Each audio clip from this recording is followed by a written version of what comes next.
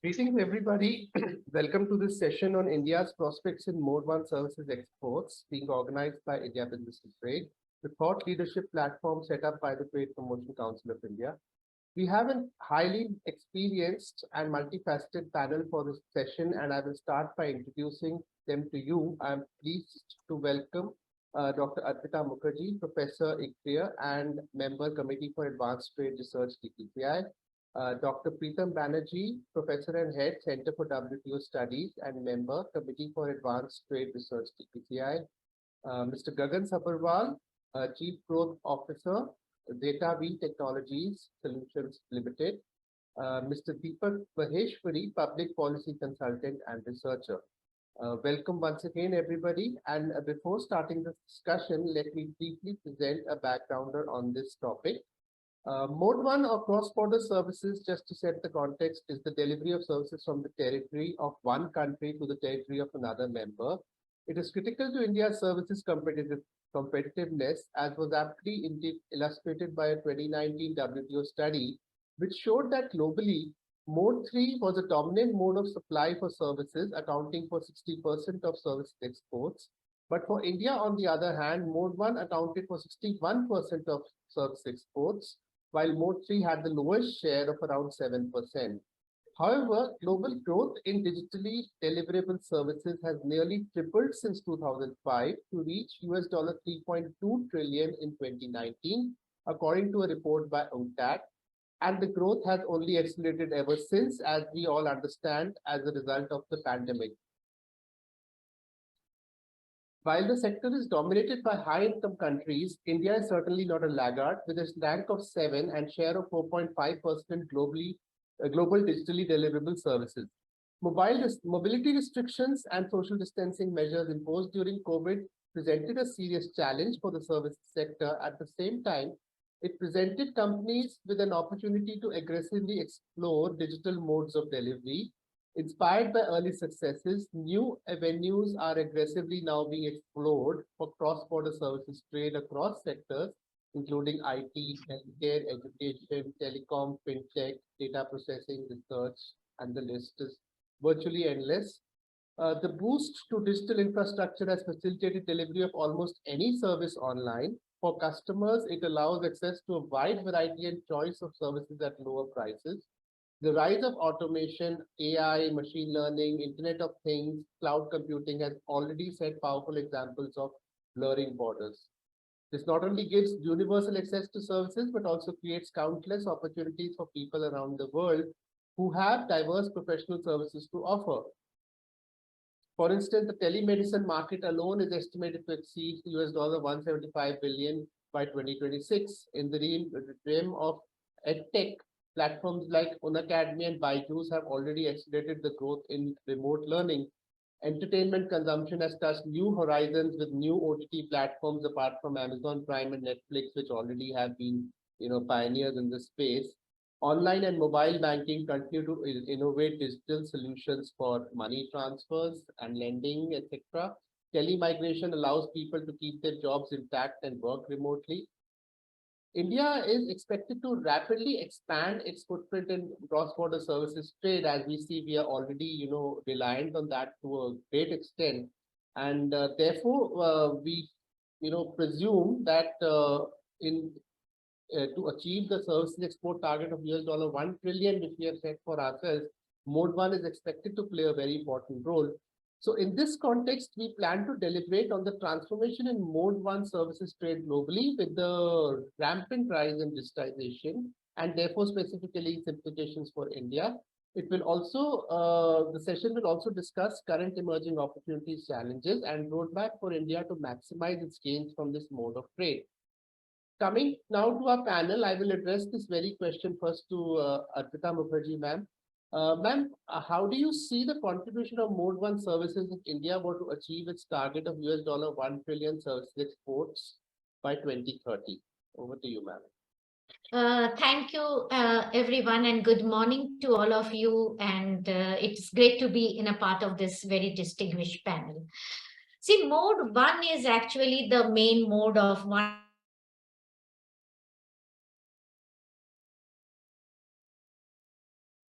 major export markets, you will see, let's say if you see USA, UK, and all of them, you will see 80% of the trade is mode 1 and 2, and the rest of it is actually mode 3 and 4, among which mode 4 is very difficult to calculate, because you don't know what is the real value of a temporary movement of people.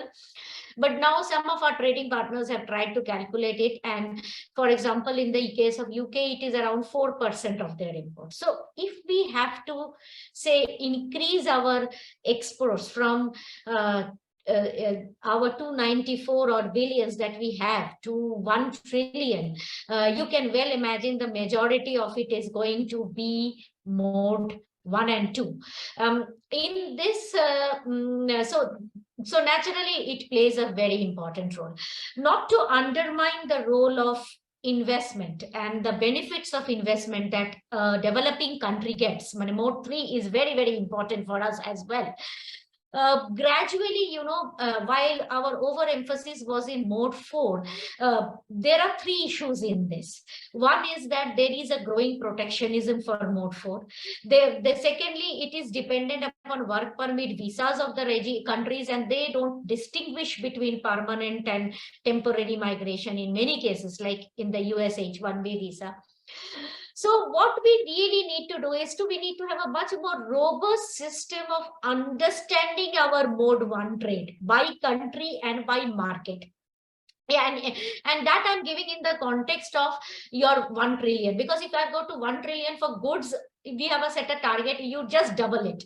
But for services, you have to have more than 3 times growth. So if you have to have more than 3 times growth, you need to think about what we can do domestically, which are the new markets can we target, which are the new services can we target. We have to diversify our basket. Today, our mode 1 trade is largely business services and ITS. The government is very rightly in the mode of opening up legal services. Within business, we have a lot of restrictions. We are not able to offer accountancy, architecture, legal. All these services can now be technology driven and open up. So we need to think about how we use technology for health tech, edu tech, fintech. So this is the immense gamut that we are thinking about when we talk about a 1 trillion export by 2030. Right. Thank you so much, ma'am, for your context on the importance of this mode. Dr. Pritam Banerjee, sir, how do you see the role of digitization of mode 1 having evolved for India's services trade over the past decade? And which sectors do you feel are showing promise in this direction? Thank you so much. And again, like Dr. Arpita Mukherjee mentioned, it's really a privilege to be part of this very august panel.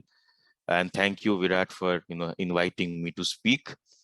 Let me first start by saying that mode 1 in combination with mode 4 and mode 3, it's a combination that provides services. Historically, our services exports, they reinforce each other. And this mode 1, mode 3, mode, all these mode business was essentially that evolved out of trade jargon and trade negotiations. For a service provider, these are artificial definitions. You provide a comprehensive service.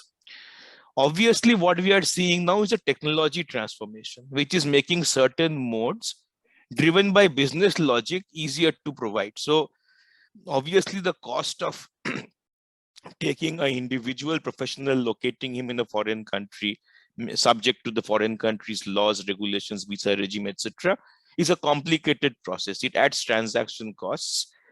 So obviously, if the same service can be provided remotely, and if the customer is completely comfortable with that, it makes much more sense purely from my bottom line context and my transaction context to provide this remotely. So as technology improves, as the ability improves, as customers become more comfortable with remote delivery of certain services, obviously this will evolve, and we are seeing that evolution. But there's a flip side to this in terms of what kind of services are going to be demanded in the advanced countries, keeping in mind 2 factors. One factor is the demographic change, which we are seeing in those economies. Second, in terms of, because of this, driven by this demographic change, but also taste preferences and how economies evolve in these countries. Because you have a more advanced middle class, consumer there with expendable power, entertainment and education, which is non-contextualized, more customized to the needs of the individual, these two demands will increase. So edutech and entertainment will be large growth sectors. The other one would be medical, because a lot of the an aging population will require this support and they don't have the resources. So to the extent this can be digitized, this will be digitized. So remote medicine will become a major factor. But there are other forces at work. And I speak from my own operational experience in this. There's a huge amount of warehousing automation going on with remote support. Again, coming from the demographic change and certain types of jobs not being attractive in certain locations. You will have a lot of factory automation also happening. And these are completely new type of services. And I'll come back to this very important point. The other one, as Gagan would also, I'm sure, reinforce that, in terms of global development centers, the GDCs, India is by far the biggest location. So this broad gamut of research and development services, again, picking on the fact that in terms of absolute numbers of talent, you have a declining trend because of demographics and other reasons in advanced countries, and you have a far more stable and rising numbers in our country. So given that trend, you will, for the next 20 to 25 years, India is in a sweet spot when it comes to this broad gamut of research and development services.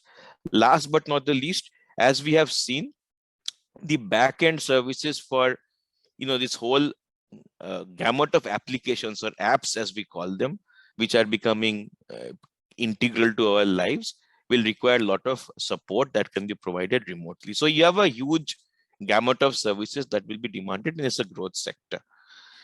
But I'd like to underline two critical issues over here.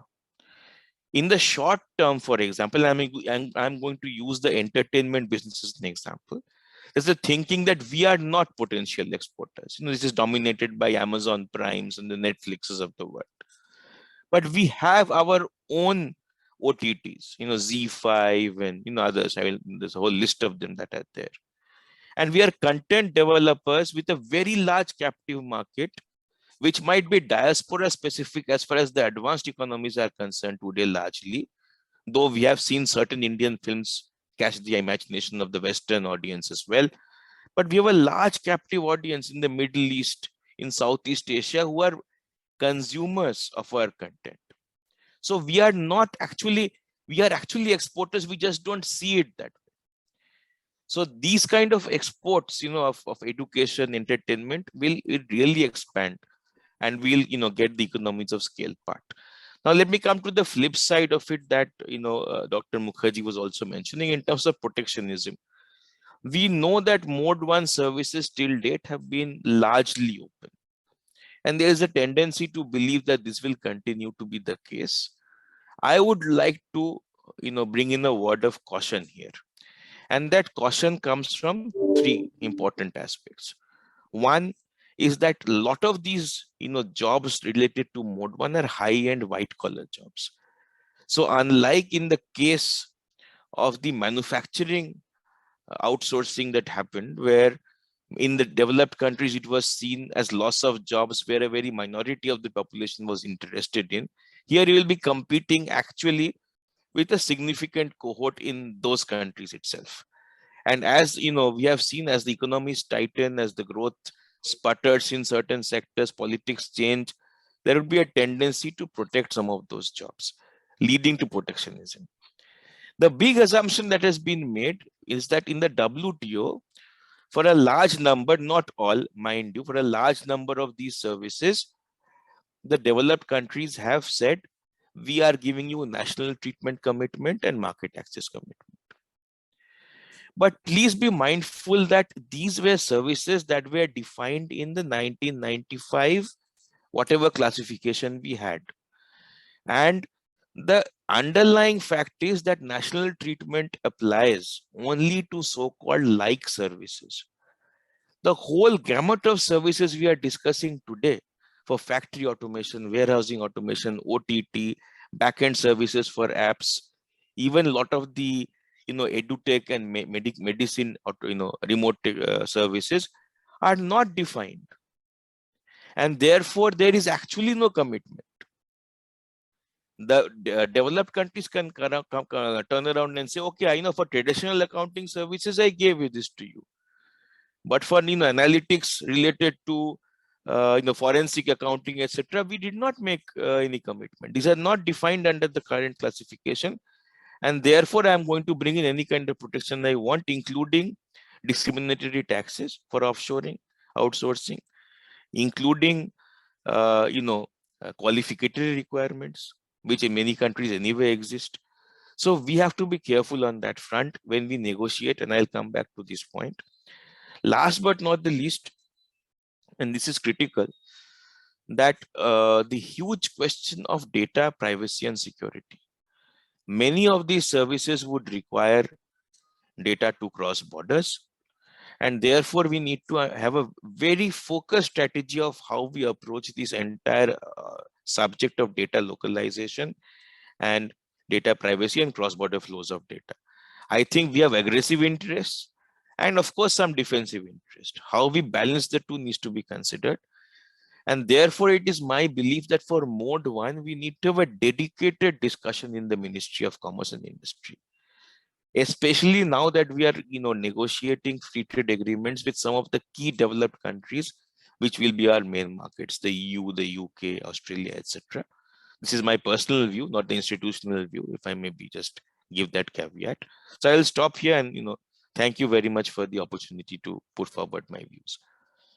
Thank you so much, sir. That's a interesting perspective across the potential, and also the fact that we are not really talking about liberalization in this mode, or what is going to be allowed, or possibly what kind of protectionism may come up in the emerging in the coming years. I will now go to a special segment in our webinar where I would request my colleague Meher to address questions to Mr. Gagan Sabharwal, because this is the industry perspective which we will bring in, specifically to the IT sector, which obviously has been dominating our services exports for years and continues to do so. Over to you, Meher. So there's no doubt that India's services exports have been the driving force behind India's overall exports growth. Numbers reveal a 14% growth compounded annually over the last 2 decades, projected at $296 billion in the current fiscal. And as Arpita ma'am has also mentioned, that what has put India on the global map is the IT sector, occupying a 60% share in the overall services exports. And for India to become an innovation hub and take the lead in emerging technology segments such as cloud, artificial intelligence, machine learning, it is of utmost importance to lay a robust roadmap for continued resilience in Indian IT services exports. And with this, I would like Mr. Gagan Sabharwal, the Chief Growth Officer of Zeta-V Technology Solutions Limited, to share some of his invaluable insights with us. So first of all, with rising digitization and proliferation in 5G technology, what according to you are the opportunities are emerging for the Indian IT sector when it comes to mode 1 services? Over to you, sir. Thank you, Mayor Virat, for having me, and it's so nice to see our old colleagues, Arpita, Pritam, Deepak. Really esteemed to be part of this discussion today. And I must admit it's difficult to speak after both Arpita and Pritam have covered a very broad canvas of the the lay of the land. But let me make 3 or 4 quick points over here, representing an entrepreneur view now over this. First of all, let me give you an idea about IT services, which has been spoken about. The overall size of the market today is about close to $235 billion, and probably reaching about $350 billion worth of basket in next 2 to 3 years. Again, as you would imagine, the lion's share of our revenues is attributed to West, US and Europe, almost to extent of 90%, still lagging behind in some of the very large non-English speaking markets. That's one key challenge that we have within the industry. But what started this journey in 90s, early 90s, when Genpact opened a call center in Gurgaon, and as both Arpita and Pritam mentioned, mode 1, mode 2, mode 3. Honestly, while I came to NASCOM in my earlier avatar, I came from industry. So as Pritam mentioned, within industry, we don't even know what is mode 1, mode 2, mode 3. We don't give a damn.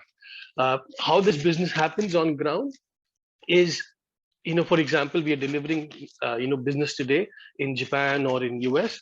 So a 10-man team for a project, let's say, you will need maybe 1 or 2 resources to travel on site to be able to take care of the customer over there and do the expectation management, project management, knowledge transfer, and so on.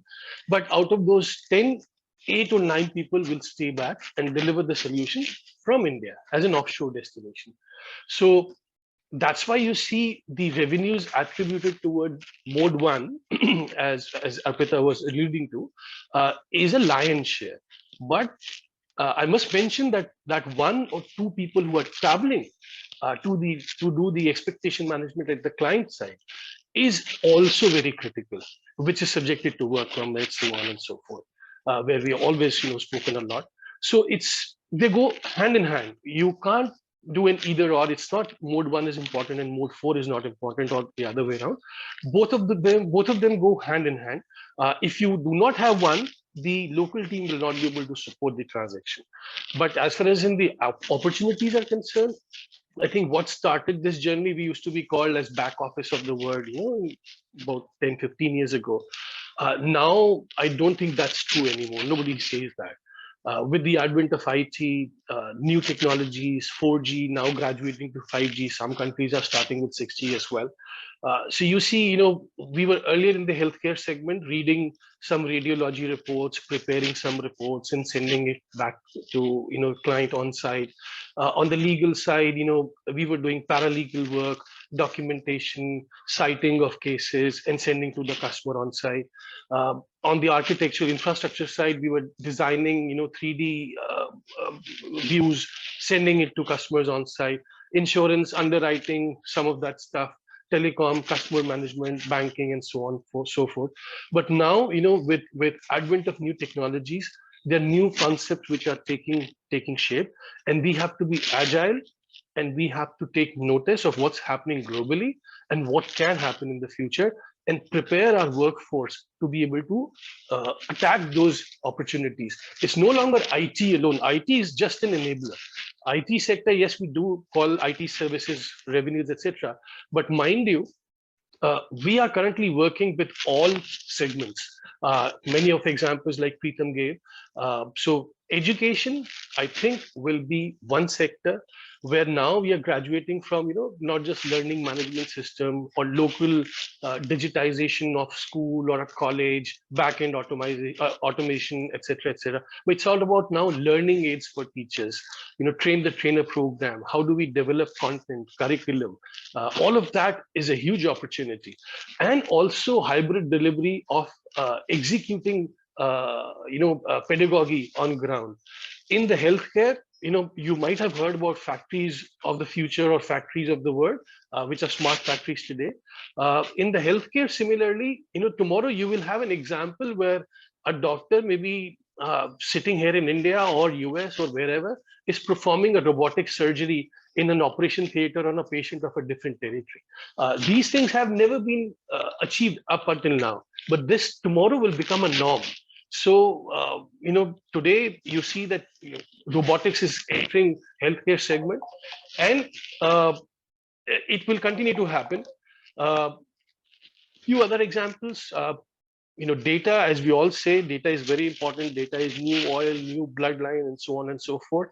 And there's tons of material, people have spoken about in past few decades about privacy norms, security norms, which I'm sure will come to in the next segment. But what is the opportunity in data? Tomorrow, you will have even today, this is happening. One Indian company today provides real-time monitoring of a very large event in Japan, where almost 150,000 people join for 3 days and so, and they provide real-time monitoring of where the crowds are going at this movement, and how do you curtail a movement of that huge crowd to a particular section at a particular point of time. Similar analogy could be drawn in case of large events, congressional religious events which happen in India. Example, Kumbh Mela, which happens in Haridwar, where large number of people are there and there have been cases of stampede, etc. How do we use that technology to be able to better do crowd management so that valuable lives are not lost? These are new emerging areas that are less spoken about, but and similarly, factories of the world, as the saying goes, tomorrow, the factories of the future will only have a watchman and a dog, because the machines will run on themselves and somebody will be monitoring them from somewhere. It could be whatever, on-site, offshore location, whatever is possible. So we need those kind of skill sets, along with the combination and a complementing IT skill set. So we need people in robotics, who understand robotics. I'm not saying the rocket scientists, develop space engine and so on, but I'm saying people who can work with machines, a robotic surgical arm, for instance, or a robotic arm used in manufacturing line of automobile sector, etc., etc. These may not be so-called white-collar jobs, but these people have to be complemented with IT setups so that they can do remote diagnostics and provide that kind of service, using and leveraging technology. Or, as I said, the crowd management thing, you monitor the live events using drones. Again, some hardware is monitoring, providing you with data and images, and you're processing that and then providing real-time actionable inputs to your customers or to the authorities. So these are, I believe, new emerging trends that we see on ground today, where we are working also, and which should be taken cognizance, because we need to do skills transfer, not just within the IT, but in other sectors, so that people are able to embrace IT and be able to provide remote services in all the sectors that I alluded to. Definitely, sir, definitely. The new emerging trends definitely need a sound comprehensive framework to be able to that. So moving forward to my next question, sir, as we know that mobile services are already accounting for 80% of the India services exports growth. What, according to you, are the key challenges faced by the industry for this continued expansion? That question is to me, Mayor, or to Gagan? No, I was posing this question to Gagan, sir. Yeah. About the IT specific. Okay, so you mean to say challenges? Yes. So challenges, as you would imagine, are multifold, and Pritam did allude to some of them. I think obviously there's data, which is one big challenge. Now again, the debate over there is, I think the problem lies in security versus privacy. Now, you would imagine, we've seen instances here in India where RBI mandated localization of all financial data. Now there's a debate. You can keep your server under your bed, but it will not ensure security, because this is all online today.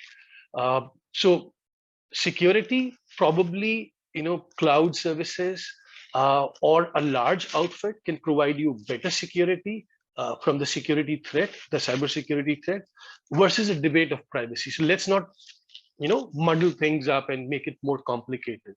Now, privacy in different countries will have different connotations. We as Indians, we love to talk about our personal sense. We go on a flight, and after 2-hour flight, we know, who my co-passenger was, how many kids do they have, and where do they study, and so on and so forth. But something that you don't see in case of Europe, for example. So they're more touchy about that. Now, again, but I must say that challenges will remain on how this data transfer happens, because we do need access to data to be able to do intelligence or analytics and do actionable intelligence, or only then you get value add services from the sector. So obviously, one is about horizontal laws like security or privacy bill, where we have a gap at this very moment. There will be sectoral laws, because when you do deliver services on healthcare, on crowd management, on banking, so there are sectoral laws that supersede. For example, in case of Swiss, which is a big banking industry globally, they have secrecy laws. Now, Swiss banking secrecy laws will supersede even in case of the national regulation, which is GDPR. So these sectoral laws, and tomorrow you will have, we all know about HIPAA compliance in case of healthcare, but tomorrow you will have different compliances for healthcare, education, and so on and so forth. So we need to be mindful of the, this interchange between sectoral laws that sometimes supersede the horizontal laws. And then Pritam alluded to about the commitments being taken or undertaken, or the lack of commitments at the bilateral level or at the multilateral level.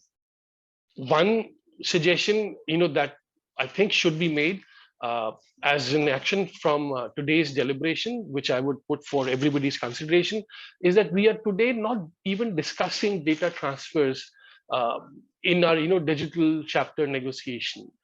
Why are we not discussing? That's the biggest elephant in the room. Why are we not discussing? You may want to take whatever guarded position as a country, that's understandable, but at least have a discussion on the topic. Create a law soon. I don't think any law will be perfect from day one. Laws evolve, as we've seen in case of GDPR as well. There was a directive earlier, data transfer directive, which graduated to a GDPR, which is a regulation. So all countries evolve. It's been taking far too long for us to bring a simple, basic privacy bill. But let's take smaller steps, get the basics right, and so that we can then gear ourselves for the jobs. I do know, I've been in some of those negotiations myself. We'll have to take hard position when it comes to negotiation. I, for one, would would appreciate the kind of problem that Commerce Ministry has while negotiating some of these things, because we don't have answer what can we give in return of what we're asking. Negotiation is all about give and take. If you want something, you'll have to give something. So I'm not saying that we can offer something in IT. We'll have to offer something in some other sector. I don't know, whiskey, whatever, tires, etc. It's easier for me to say that, but I know the challenge that Commerce Ministry has. We may have a huge list of asks. Sometimes that also is not available in some sectors, but we don't have any list on what we can give. So I think those are challenges, real challenges that we are facing today. Thank you so much, sir. Thank you so much. Very insightful, and it's really good to have an industry perspective here for our audiences. And with this, I would like to hand over to Mr. Virat. Over to you, sir. Thank you. Thank you, Mayor. I would now like to come to Deepak Maheshwari, sir, again on this data governance question. So we are talking about current challenges. We are also talking about possible challenges that will come up in future in the wide gamut of service exports that we are exploring or we are now thinking about. So Deepak, sir, what are your perspectives on how the scenario is shaping up, and what the industry should be knowing, and the government should know, of course, at this juncture about data governance? Thanks, Virat, and good morning, everyone. It's great to be here with everyone here, Gagan, Pritam, and Arpita. And if Arpita and Pritam had made Gagan's job difficult, Gagan has made my job even more difficult in that sense. But I think let's step back and look at where we stand right now. One important thing is the same study, Virat, that you had cited earlier, the WTO study. If you look at the same study, the import scenario in India was also predominantly, interestingly, was M1, and that was almost 64%. Okay, so that's another thing that we must be mindful of. Of course, it was not so much dominated by the IT and business process services. It was mostly around air and freight and other stuff, but nevertheless, it was still M1. So in terms of our own import intensity, it was also M1 centric. So that's one thing that I would want to mention. Second thing is, we are literally 10 days away from the current expiry date of our already extended foreign trade policy. And I mean, one hopes that we'll have a new foreign trade policy before 31st March, but just keeping our fingers crossed on that front. And I think in terms of the particular foreign trade policy is something that what Pritam and Gagan had mentioned earlier becomes more relevant. One is not to just to say that, okay, we want to become a 1 trillion by 2030 in terms of exports, but also get a little more granular in terms of, okay, how much of this, even if not really in terms of M1 or M2 or M3 or M4, but at least in terms of services and merchandise. So at least that type of differentiation. And beyond that, what are the specific strategies that we actually want to implement? What is the roadmap? So it's not just this, that there's a number which is 5 years or 7 years hence, but also what is the roadmap? Okay, what is it that we are likely to do in the next 1 year, 2 years, things like that. I think we do need to invest and have that type of interaction to have a roadmap with clear deliverables. The second thing related to this is in terms of how do we stand overall in terms of exports itself. So currently we are not in the top 10, obviously. Of course, we are in top 20 in terms of exports, but our global share of the exports overall, not only in terms of services, overall is pretty low. And even if we look at the services itself, we are still not that high, frankly. Of course, if it comes to M1, yes, we are very high. But if you look at overall services export, I mean, a country like Switzerland has got manifold of export in services compared to a country like India. So I think on one hand, yes, we can always pat our back that yes, we are doing great on these fronts, and which is really laudable over the past 6 decades plus, ever since the in late 60s, Kohli Saab got the Tata mainframe computer in Bombay House in Bombay, 5-ton machine, to where we are today. But it's also important for us to be also humble and see what others are doing. And so maybe others are doing much greater work in terms of financial services, where probably you need much less number of people, but still you are getting much more revenue and maybe your margins are much even higher there. So that's the second aspect. The third aspect is related to, of course, cybersecurity and data governance, etc., that we have been talking. Pritam also alluded to it, and Gagan, of course, went quite a lot into that. I've been involved in this for almost 25 years. In fact, a lot of people don't realize that what is known as Information Technology Act 2000, before it was called Information Technology Act 2000, in 1998, it was known as E-Commerce Act and E-Commerce Support Act. So there were two different bills in 1998 that we had, and that's how the journey started in that front. Of course, recently, just a couple of weeks back, we had the interaction by the Ministry of Electronics and IT on a new Digital India Act. So they've started some consultation around that, and let's see how it proceeds. But there, the focus seems to be mostly around what type of cyber crimes, etc., and of course, how do we enable digital public infrastructure, etc., in the country. Now, when we look at the data governance aspect within the country, there are few different components. So yes, we do have an IT Act at this point of time. We do have a national cybersecurity strategy, cybersecurity policy, which was announced in July 2013, but actually it has run, again, just like the FTP, it has run its course because it has only two tangible stuff to be done by 2018, and both one of them has been done, which was establishment of a particular office of National Cybersecurity Coordinator. The other one was having 5 lakh cybersecurity professionals. I don't think we have reached yet because it's very difficult also at this point of time to say who is a cybersecurity professional, because unless you go through the National Cyber Skills Qualification Framework notified in November 2013, and then using, let's say, the NASCOM SSC or Telecom Sector Skill Council, then only you can see, okay, how many professions you actually have in that space. So that's one area. Of course, there was a mention by the Honorable Prime Minister 2.5 years back almost that we'll have a new national cybersecurity strategy, but it's yet to be sort of formally announced.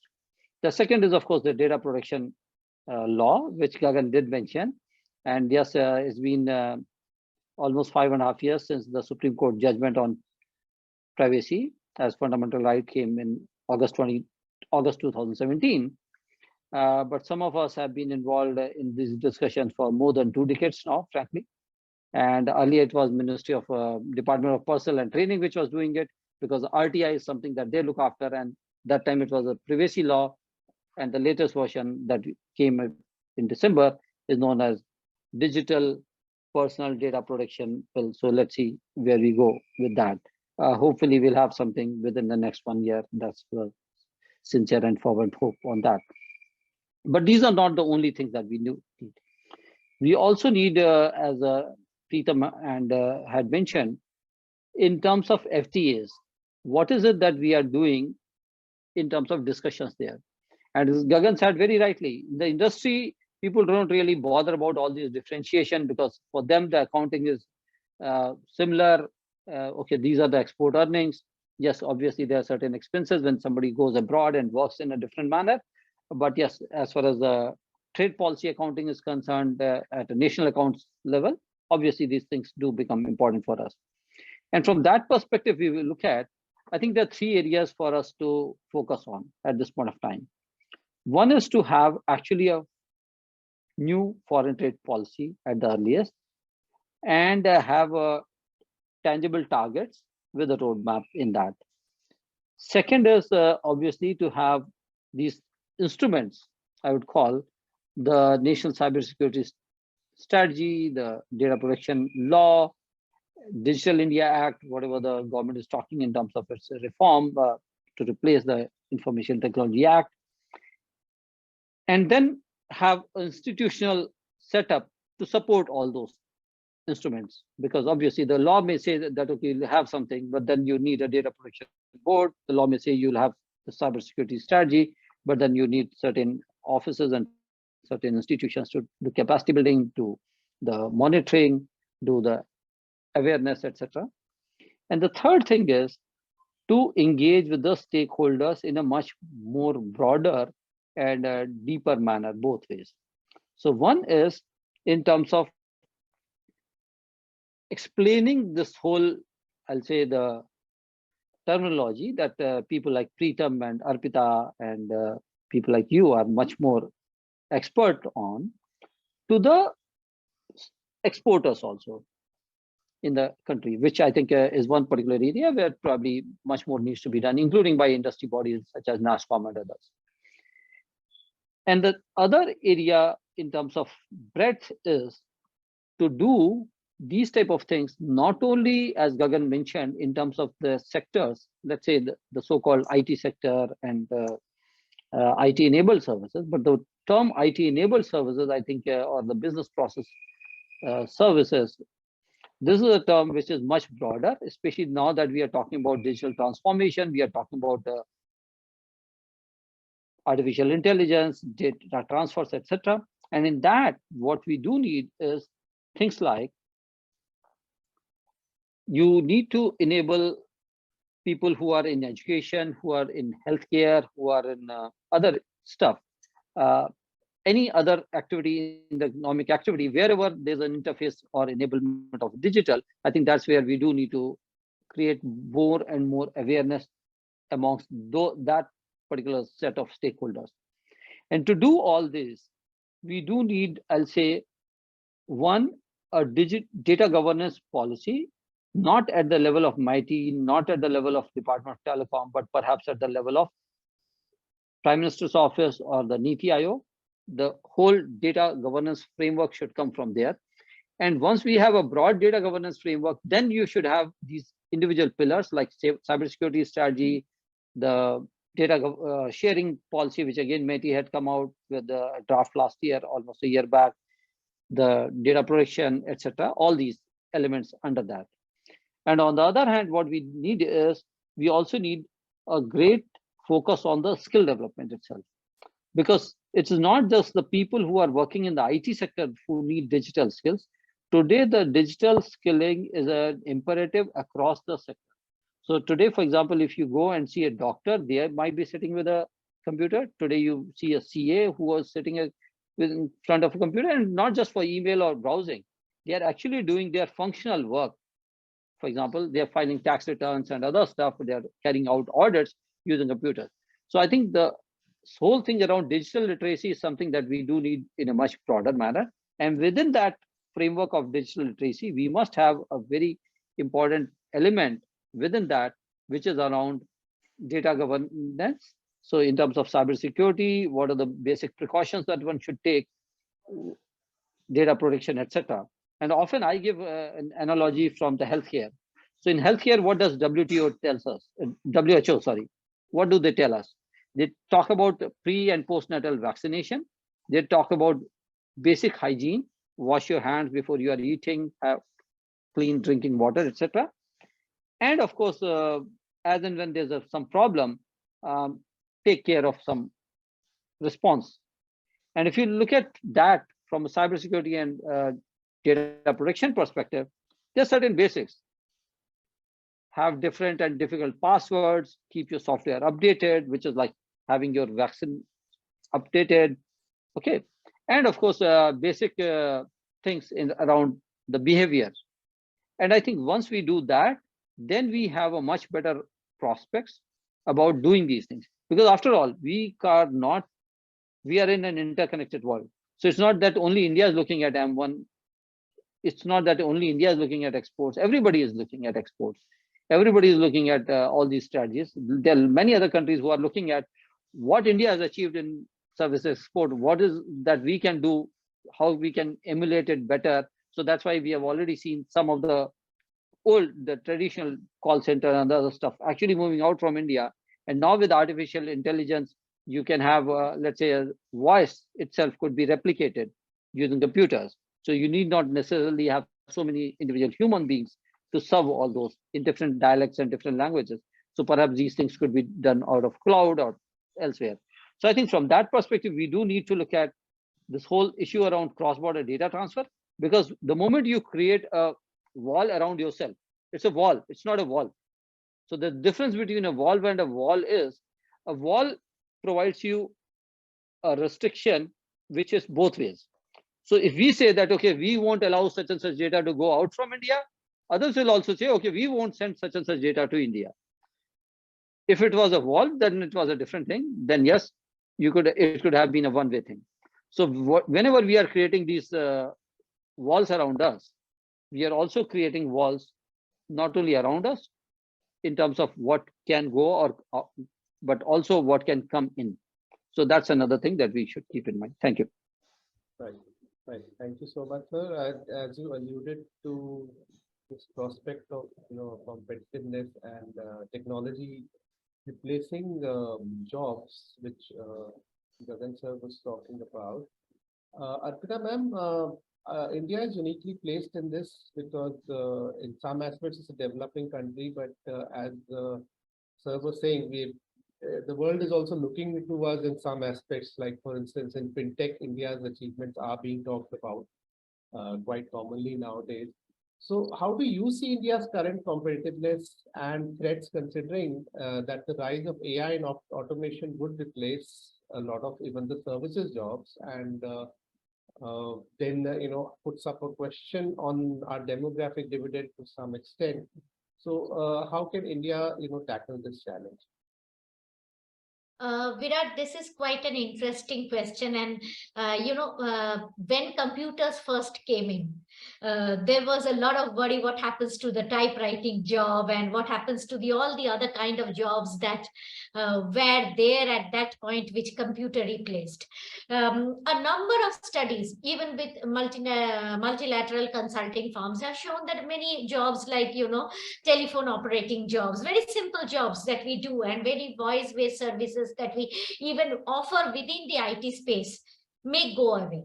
As we modernize, and we may need to create a entire new set of jobs for which our educational system may not always be as prepared as they were. Like, we may not be having enough AI machine learning courses as a part of our STEM or engineering curriculum. So it is a mix that where your skills have to start upgrading to the changing situation. And it has happened across the board. While there is a lot of worry on our side, when automation first came in, I even see public sectors like postmen were so worried about carrying a machine, to take a consignment. Now they are actually coming to our office and carrying the machine so happily. So people at any age level take time to adjust to technology, but they adjust to technology. We so simply in a country which is, we talk about literacy level, etc. But look at how our country has adjusted to a smartphone or a mobile phone. So, one thing is for sure, there is a fear of job loss, but there is an inbuilt tendency of human to adjust to changing situations and technology, be it a simple use of a machine for a housework, or like a microwave, to a computer for a work, or to move into high skill. Now, when you talk about automation, use of technology, there are segregation in terms of jobs. There are certain jobs where if you provide a training, if somebody is a good driver and you train him how to drive a crane within a limited coverage, with a limited space limit, using a GIS and all these monitoring system, he is going to do the job. He is able to do the job. Now, there will be certain jobs which you will need a lot more investment in training and skill building, curriculum, etc., like AI machine learning. This is not all part of AI, and machine learning is not something that it requires some amount of learning, and it is a part of a kind of a STEM field, but everything is not very simple.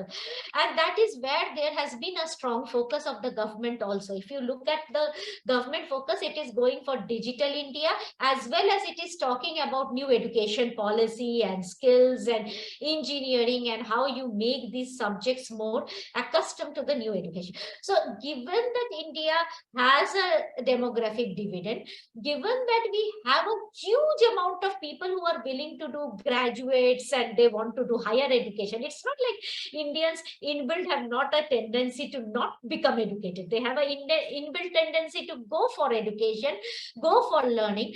And if the systems and the training processes are in place where there is a lot of collaboration happening, I think we are very well placed to adapt to new technologies.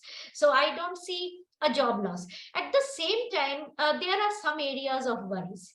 For example, you see, we have lost quite a bit of our voice-based services and low-end services have gone to Philippines. Even our own companies are operating certain services through these countries, like be it Philippines or something in Mexico, or something in Chile.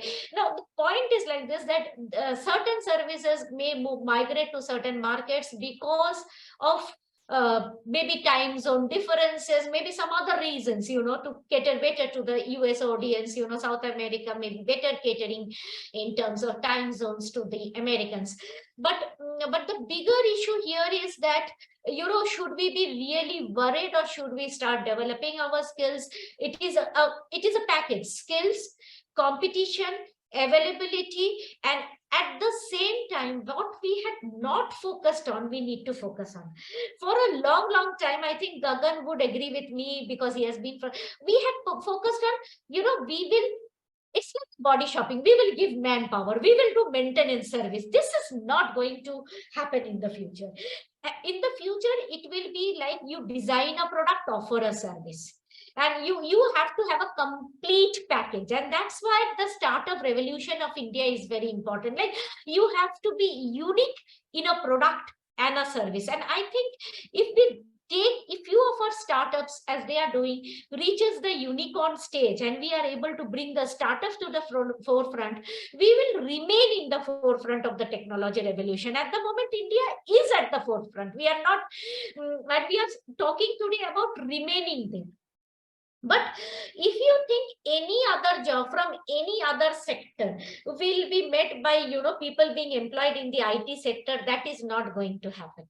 In India, therefore, there is a right move towards manufacturing, automation within manufacturing, growth. So all these sectors have to move together. But you cannot be highly dependent on one sector to take care of the entire country's employment issue. So that's like my broad take. Fair enough, ma'am. That's perfectly understandable. Actually, I mean, what we hear nowadays in leadership sessions is also that we are moving away from the industrial revolution, and it's more about innovation, creativity, having new thought processes. These are the things which work more in the present time.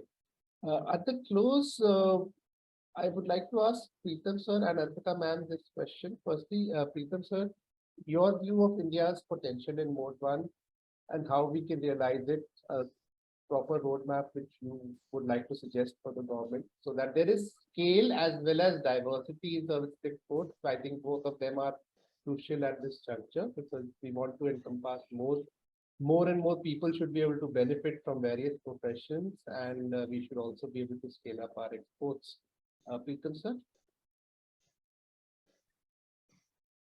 Thank you, Virat. With your permission, I'd like to address some of the points that you raised earlier on the impact of automation.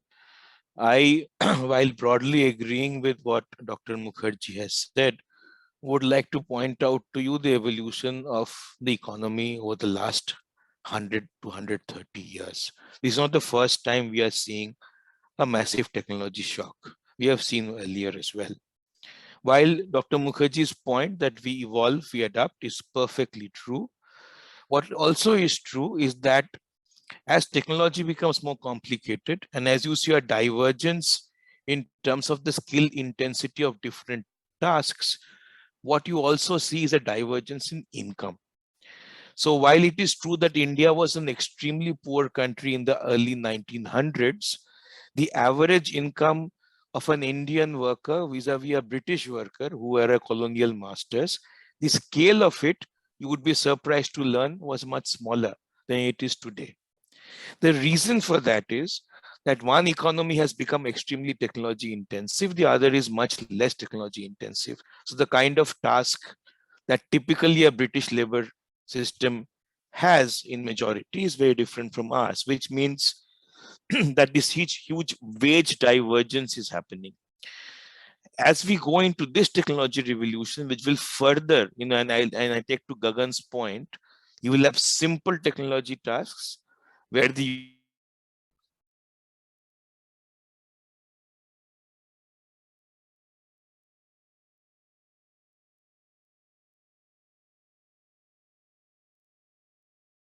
Is it me, or is there a connectivity issue? Am I audible?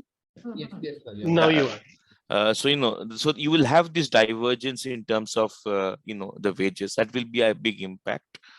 And there, I think both Gagan, Deepak ji, and Dr. Mukherjee, all of them mentioned that the skilling component is critical. To what extent and to what quantum of our young cohort can take advantage of the technology shock, and to what extent more will be consigned to, let's say, less glorified tasks, will depend on how quickly we can scale up our skilling ecosystem. And that feeds into your question about opportunity. You see, as Gagan and Deepak ji all very clearly mentioned, what you have is a continuum of tasks, different tasks to provide a service, some of it technology intensive, some of it not so much. And this will be true across a spectrum of services. And now, because the whole manufacturing and other, education, health, as Gagan was mentioning, is getting automated, it'll flow on to these as well. So these tasks will require specific skill sets which we do not at this point in time, provide solutions for. This requires, in the new education policy, for example, a lot of flexibility has been built in, where, for example, if somebody can do 2 years of a biology pass course, and when married with 2 years of a more applied skill, to become a lab assistant in automated kind of a situation where you are doing assaying and testing remotely. So this is just one example of thousands of such occupational specializations that will emerge. But I think we don't even have the trainers and the skills in our education system right now to do this quantum jump. It's going to take a huge amount of effort and support from the government, and the thinking around that is not there. So I'll end there, and I'll just pose two questions, for my good friend Gagan and also Deepak ji, on the points that they made. And these two questions are: one is that since we are competitive in mode 1, largely speaking, because of various factors, should we be reticent in offering commitments in mode 1 to our partner countries? Right? I mean, especially if they're developed countries where, we know that vis-a-vis them on certain sectors, we are probably going to be the service provider and not the other way around. That's one question. Maybe I'm missing something which, that I need to be educated on. And second, on the whole concept of data, as Gagan mentioned and Deepak ji also mentioned, about the whole concept of walls, and, it needs to flow both ways. Why have we not seen, with the caveat that our own domestic regulatory space is in under development and it needs further work, even with that caveat, a more confident approach from the wider industry, and by industry I mean specifically the IT and the IT enabled services industry, saying that this is something that we should be more, let's say, open and open to negotiations and discussions and various forums, whether it's multilateral or bilateral. I leave with those questions. I hope I would request Gagan and Deepak ji to perhaps provide some clarification. Thank you so much. Yes, Gagan sir, I think we'll let you address this first. Sure. Let me have a stab at it. So, Pritam, if I understood your question correctly, what should be our response as a country for giving away, some restrictions on mode 1? So again, it's a complex question, I believe, and I see Arpita is smiling because it's not about giving mode. Giving you offer on mode 1 with respect to IT services only. As I said, IT is only an enabler, but real business happens in other sectors, manufacturing, legal, healthcare, education. So what are we giving over there is probably, is more meaningful even for other countries or the demanding countries or our trading partners. So that's my 2 bits on that. And again, those will be sectoral nuances where IT will not be able to speak, and should not also speak. What we offer in manufacturing, legal, architectural design, accountancy is to be decided by those sectors and not by IT. But having said that, the way the evolution of IT is happening, we should be guarded. It's not as if India is the only superpower in the world today that can do mode 1. We should not be. We are one of the best in the world. No two ways about it. But technology, the way it's changing, tomorrow you will have an AI engine taking away many of these redundant jobs from the back office, so-called back office. Instead of an FTE, you may have an AI writing a code for you, or an AI writing or reading reports, medical reports, and giving a prescription of diagnosis or whatever. So technology will eat away some of these jobs, as you've seen in case of voice-based processes have now been replaced. So whatever that we give away, and you've seen this wonderful AI now, which is helping you write your letters, chat GPT and all of which is happening right in front of us. So it's AI dictating and taking away what we used to do.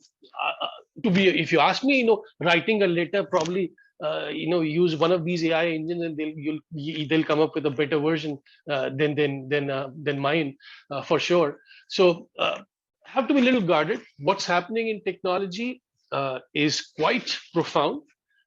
It will eat away some of the jobs that we are wanting to take today. So be aware of that while you give and take commitments. And sorry, what was your specific point, Pritam, on data?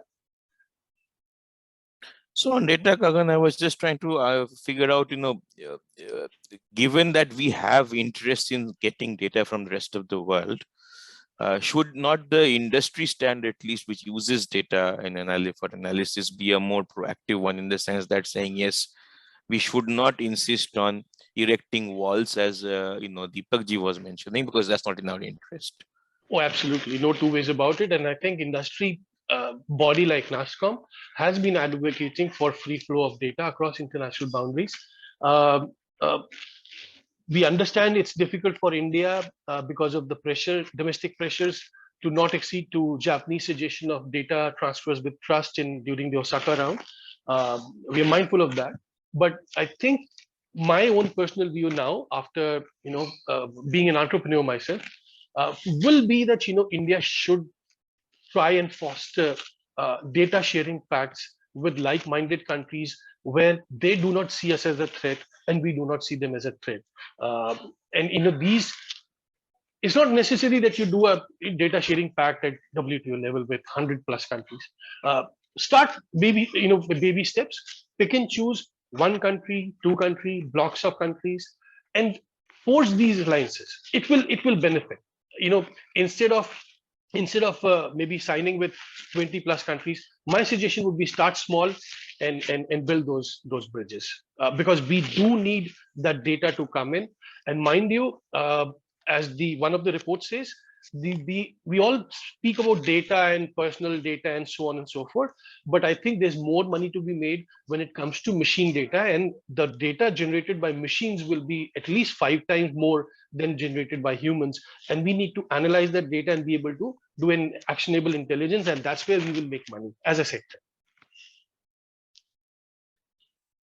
Right. Thank you. Deepak sir, anything you want to add? So you're on mute. Sorry. So 3 things. One, as Gagan just mentioned, yes, the machines are likely to generate more and more data than human beings.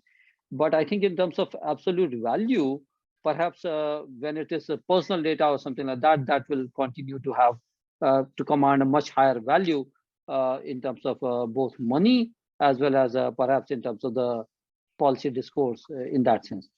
The second is, as I did mention about the wall and walls, but at the same time, I believe, yes, within that those walls, or let's say even when we are creating a more like a moat, we can still have small bridges, as Gagan just mentioned, with the specific countries. So for example, let's say you could have a corridor between India and US. You could have a corridor between India and EU. You could have a corridor between India and UK or Southeast Asian nations for that matter. So you may have those type of corridors, even if you surround yourself with some sort of a moat. So you do require some protection, but it is not a protection that, okay, we at the same time, we are not insular, because obviously, I mean, the very concept of trade, you just cannot be insular. To do trade, you do need these connections. And the third thing is to have a roadmap, as I mentioned earlier, not only for a trade policy for that matter, but also have a data governance or let's say a digital governance framework. So what is that roadmap that we have? So who's do what? So what is the role of National Cybersecurity Coordinator? What is the role of National Critical Information Infrastructure Protection Center? What is the role of CERTIN? I mean, both of these are, by the way, are statutory bodies under the same IT Act. But some people say that let's say you have a data breach, you have to report it to CERTIN, you have to also report to NCI-IPC if you happen to be a critical infrastructure, let's say like energy, transport, or banking. But then you also need to report it to your sector regulator, which could be RBI or let's say NHAI or somebody like that. And if we just simplify and standardize these templates of reporting, what are the protocols of those communications, things will be much easier. Today, what happens is you have a different template to report to one body, another different template to report to another one. And at the same time, of course, you have a big crisis brewing up and you have to deal with that in the field itself. So I think we do need not just a trade policy, which in terms of FTAs, etc., but we also need a digital governance framework, which some of those elements will, of course, will have a interplay and interface with the trade policy, but others will be perhaps more about domestic regulations itself. But we do need these things without much delay. Thank you, sir. Arpita ma'am, you mentioned twice about trade policy, so I thought I'll come to you on that. I mean, what kind of trade policy roadmap do you think would work well for services? And if we are talking mode 1 services here. See, Virat, when we talk about, say, let's go by, sometimes trade policies are designed for certain purposes. So they first give a target. Let's assume that US 1 trillion is the target that we have. Then to achieve the target, we need to have certain thought processes. Generally, we treat our FTPs as, a booklet which is giving incentives. It is not only a booklet to give incentive, it is also a booklet to give a vision, mission, and how we can diversify our export baskets, how we can take, what we need to look into. A very simple thing that we talk about nowadays is that what kind of service can I provide to a market like the UK or the European Union or the USA, which goes in mode 1 across all the service sectors, let's say, and from whom are they importing it? What is their strength?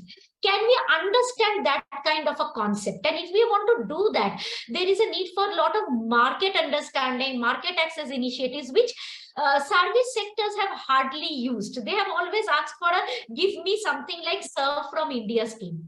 The problem, even if the FTP come in, the problem that the service sector is facing may continue. The service sector is facing 3 problems. One is that they really do not have something like a Exim Bank number or something like that. But how do you know who is the service provider who is exporting? Apart from the RBI confidential data, which is by sector, by country, by company, which we don't have access to, we don't really know who is doing what in what market. So there is a bit of a lacuna in policy making also, because policymakers themselves do not have the full picture in hand. Secondly, if you do not have the data and you are asking for incentive, how do the finance minister know what is the cost of that subsidy or incentive? Okay, so they have their problem. And this is the problem also with the Desh bill. Like, they don't know whom to subsidize. And how do you define? The third is that somewhere I do think that although services and manufacturing are very closely linked, countries, there is no WTO discipline on subsidies in services.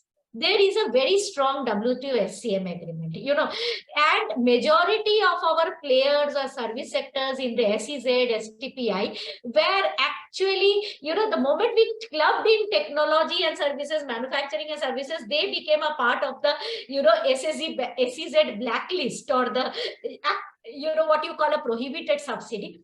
But otherwise, logically speaking, you look at a developed country, they are giving subsidies to logistic parks, they are giving subsidies through servicification of manufacturing.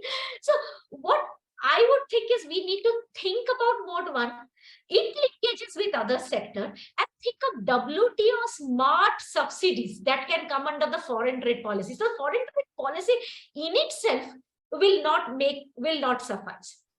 Secondly, when you are asked to talk about a digital trade chapter. So you have a digital trade chapter, which we have signed with the UAE, which is very similar to the JSI, which has a lot of mode 1 when you talk about audiovisual and others. You also are giving commitment in mode 1 chapter. You also have an investment chapter. Now, and countries are asking you to give commitment in negative list. So even if you give commitment in negative list, we need to create our definition, and we will say that we are sticking here, and if technology evolves, we will take it as it comes. We need to be a little bit more innovative in terms of which UNCPC we are using, how we are using, what we are doing, because it is becoming very complicated with a negative list approach, with the type of commitment. At the same time, there are areas where we don't have worries. Like, for example, if you go to the digital trade sector of any FT of any developed country, they don't talk about like give a commitment on your regulation. They talk about cooperation in regulation. That's a very open-ended statement. Should we not go in for cooperation? I don't think we should say it is a big worry for us. Talking about laws, regulation in international forum without a commitment. So we need to understand where we are giving a commitment, where we are collaborating, for cooperation, partnerships, and how far. That is very, very important for us to trade in.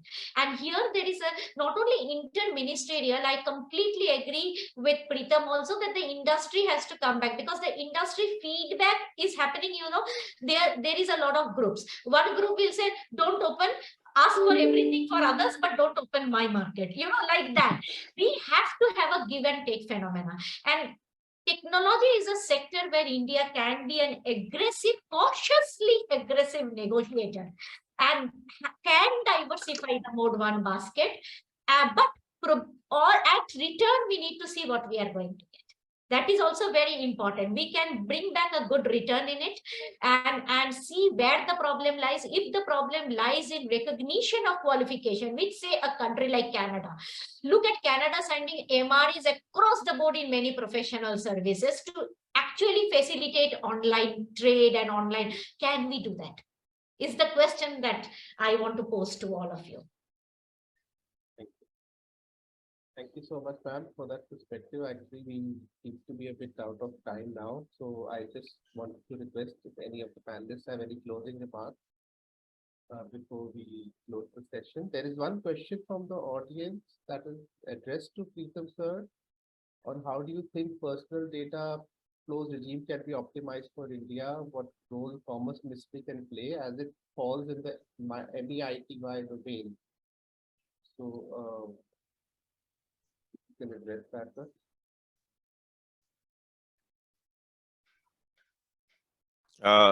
Thanks for that question. I know I don't have an absolute easy answer. I think the answer lies in what Deepak ji has already alluded to, that we need to work on a twin speed engine. One is the development of a domestic regulatory regime where perhaps escalating it to the PMO level to have a comprehensive policy, and then ensuring expedited plugging of the various elements related to personal data, data security and all of those aspects. And most importantly, we will take time to, so one is the regulatory architecture per se, then is the question of the enforcement ability, which will be a little bit more, it will take a little bit more time. So we need to speed up that process, and have perhaps at the escalated to the highest level of government to drive it. The second aspect of it is, again, I would really thank Deepak ji for that excellent, the imagery that he provided of it's not walls, but in this case moats with these corridors or these, ways across these moats. Whereby we define how we specifically interact on this issue with specific economies, what Gagan called trusted economies, or we could even look at a mechanism which I have articulated in some of my writings, that in the customs, in the goods, you have the concept of an authorized economic operator. You could evolve a similar context of a trusted data handler in the data space. You can look at an international regime or a bilateral regime that allows you to do that, thereby based on a certain pre-qualified set of requirements, firms could qualify for that, and if they qualify for that, then they get all the benefits of handling data across borders. So these kind of graded approaches, these moats, these bridges across these moats can be evolved. So I leave it at that. Thank you so much.